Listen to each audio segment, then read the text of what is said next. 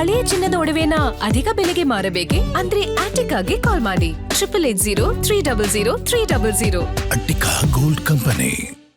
ಗೃಹಲಕ್ಷ್ಮಿಯರೇ ಮತ್ತೆ ಅರ್ಜಿ ಹಾಕೋಕೆ ರೆಡಿಯಾಗಿ ಮರು ಪರಿಶೀಲನಾ ಈಗಾಗಲೇ ಅರ್ಜಿ ಹೇಗಿದೆ ಗೊತ್ತಾ? ಏನೇನ್ ದಾಖಲೆ ರೆಡಿ ಮಾಡ್ಕೋಬೇಕು ನೋಡಿಕೊಳ್ಳುತ್ತೆ.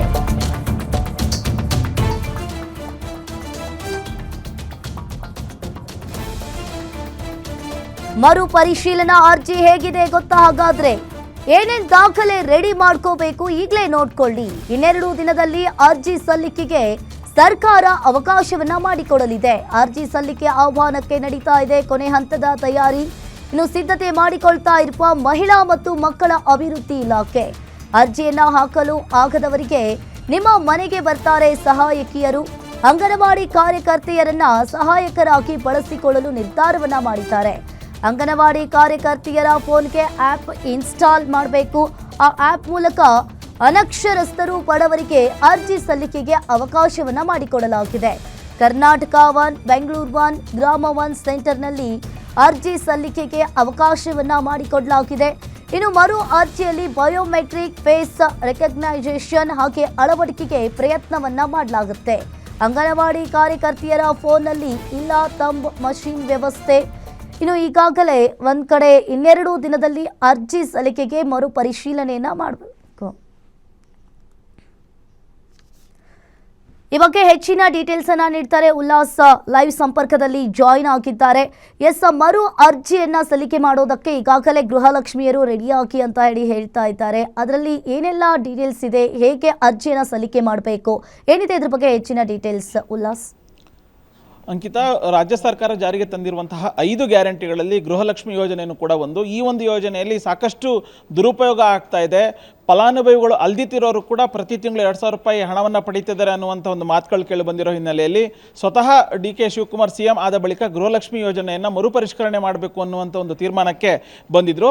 ಅದ್ರ ಜೊತೆಗೆ ಹೊಸದಾಗಿ ಒಂದು ಅಪ್ಲಿಕೇಶನನ್ನು ಕೂಡ ನಾವು ರಿಲೀಸ್ ಮಾಡ್ತೀವಿ. ಅದ್ರ ಮೂಲಕ ಯಾರು ಗೃಹಲಕ್ಷ್ಮಿಯರು ಮನೆ ಯಜಮಾನಿ ಇರ್ತಾರೆ ಅವರು ರಿಜಿಸ್ಟರ್ನ ಮಾಡ್ಕೋಬೇಕು ಅನ್ನುವಂಥ ಒಂದು ಮನವಿಯನ್ನು ಮಾಡಿದರು. ಸದ್ಯ ಗ್ಯಾರಂಟಿ ನ್ಯೂಸ್ಗೆ ಆ ಒಂದು ಮರುಪರಿಶೀಲನಾ ಅರ್ಜಿಯ ಮಾದರಿ ಸಿಕ್ಕಿರುವಂಥದ್ದು. ಇಲ್ಲಿ ಹೊಸದಾಗಿ ಯಾವ ರೀತಿಯಾಗಿದೆ ಅಂತಂದರೆ ಯಾವೆಲ್ಲ ಸುಮಾರು 10 ಅಂಶಗಳು ಇಲ್ಲಿ ಉಲ್ಲೇಖವನ್ನು ಮಾಡಲಾಗಿದೆ.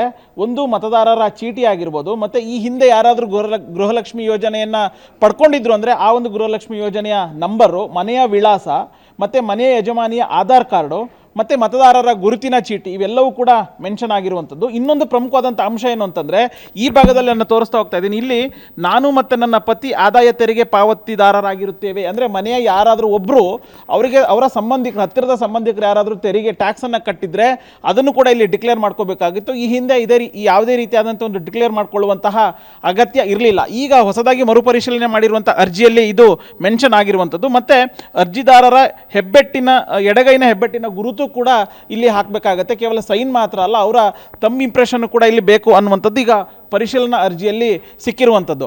ಇದು ಕೇವಲ ಈಗ ಇನ್ನೂ ಕೂಡ ಸಾರ್ವಜನಿಕ ಅಂದರೆ ಯಾರು ಮನೆಯ ಯಜಮಾನಿ ಇರ್ತಾರೆ ಅವರಿಗೆ ಇನ್ನೂ ಕೂಡ ರಿಜಿಸ್ಟರ್ ಮಾಡ್ಕೊಳ್ಳಿಕ್ಕೆ ಅವಕಾಶ ಸಿಕ್ಕಿಲ್ಲ. ನಾಳೆಯಿಂದ ಬೆಂಗಳೂರನ್ನಾಗಿರ್ಬೋದು ಮತ್ತು ಕರ್ನಾಟಕವನ್ನಾಗಿರ್ಬೋದು ಮತ್ತು ಸೇವಾ ಸಿಂಧು ಆ್ಯಪ್ಗಳಲ್ಲೂ ಕೂಡ ಈಗ ಹೊಸದಾದಂತಹ ಒಂದು ಮರುಪರಿಶೀಲನಾ ಅರ್ಜಿ ಏನಿದೆ ಅದು ಸಿಗುತ್ತೆ. ಅಂದರೆ ಈ ಹಿಂದೆ ಅರ್ಜಿಯನ್ನು ನಾವು ನೋಡ್ತಾ ಹೋಗೋದಾದ್ರೆ ಅದರಲ್ಲಿ ಕೇವಲ ಯಾರು ಮನೆ ಯಜಮಾನಿ ಇರ್ತಾರೆ ಅವ್ರು ಮಾತ್ರ ಇಲ್ಲಿ ರಿಜಿಸ್ಟರ್ನ ಮಾಡ್ಕೋಬೇಕಾಗಿತ್ತು. ಹೆಚ್ಚಿನ ಮಾಹಿತಿಯನ್ನು ಇರಲಿಲ್ಲ. ಇದು ಹಳೆಯ ಅಪ್ಲಿಕೇಶನ್ ನಾನು ನಿಮಗೆ ತೋರಿಸ್ತಾ ಇದ್ದೀನಿ. ಮನೆ ಯಜಮಾನಿಯ ಹೆಸರು ಮತ್ತು ವಿಳಾಸ, ಅವರ ಆಧಾರ್ ಸಂಖ್ಯೆ ಮತ್ತು ಬ್ಯಾಂಕ್ ಖಾತೆ, ಹಾಗೆಯೇ ಪತಿಯ ಹೆಸರು ಮತ್ತು ಆಧಾರ್ ಸಂಖ್ಯೆ, ಇಷ್ಟು ಮಾತ್ರ ಇತ್ತು. ಬೇರೆ ಯಾವುದು ಕೂಡ ಇರಲಿಲ್ಲ. ಅಂದರೆ ಮನೆ ಯಜಮಾನಿ ಯಾರಾದರೂ ಟ್ಯಾಕ್ಸನ್ನು ಪಾವತಿ ಮಾಡ್ತಿದ್ದಾರಾ ಮಾಡ್ತಿಲ್ವ ಅನ್ನುವಂತಹ ಒಂದು ಕಾಲಮ್ ಇರಲಿಲ್ಲ. ಆದರೆ ಮರುಪರಿಶೀಲನಾ ಅರ್ಜಿಯಲ್ಲಿ ಆ ಒಂದು ಕಾಲಮನ್ನು ಸೇರ್ಪಡೆ ಮಾಡಿರುವಂಥದ್ದು. ಅಂದರೆ ಆ ಮೂಲಕ ಯಾರಾದರೂ ಟ್ಯಾಕ್ಸ್ ಪೇಯರು ಗೃಹಲಕ್ಷ್ಮಿ ಯೋಜನೆಯ ಫಲಾನುಭವಿ ಇದ್ದಾರೆ ಅಂತಂದರೆ ಕೂಡಲೇ ಅವರು ಹೌದು ಅನ್ನುವಂಥದ್ದು ಏನಾದ್ರು ಮೆನ್ಷನ್ ಮಾಡಿದರೆ ಅವರಿಗೆ ಆ ಒಂದು ಯೋಜನೆಯ ಫಲಾನುಭವಿಯವರು ಆಗೋದಿಲ್ಲ. ಸೊ ಹಾಗಾಗಿ ಸಾಕಷ್ಟು ಬದಲಾವಣೆಗಳನ್ನು ಪರಿಶೀಲನಾ ಅರ್ಜಿಯಲ್ಲಿ ಮೆನ್ಷನನ್ನು ಮಾಡಲಾಗಿದೆ. ಸೊ ನಾಳೆಯಿಂದ ಇಡೀ ರಾಜ್ಯಾದ್ಯಂತ ಯಾರೆಲ್ಲ ಗೃಹಲಕ್ಷ್ಮಿ ಯೋಜನೆಯ ಫಲಾನುಭವಿಗಳು ಆಗಬೇಕು ಅನ್ನುವಂಥದ್ದಿದೆ ಅವರು ಆನ್ಲೈನ್ ಮೂಲಕ ಆಗಿರ್ಬೋದು ಮತ್ತು ಆಫ್ಲೈನ್ ಮೂಲಕ ಅರ್ಜಿಗಳನ್ನು ಸಲ್ಲಿಕೆ ಮಾಡಲಿಕ್ಕೆ ಅವಕಾಶ ಕಲ್ಪಿಸಿ ಕೊಡಲಾಗತ್ತೆ. ಅಂಕಿತಾ, ಥ್ಯಾಂಕ್ ಯು ಉಲ್ಲಾಸ್ ನಿಮ್ಮೆಲ್ಲ ಮಾಹಿತಿಗೆ.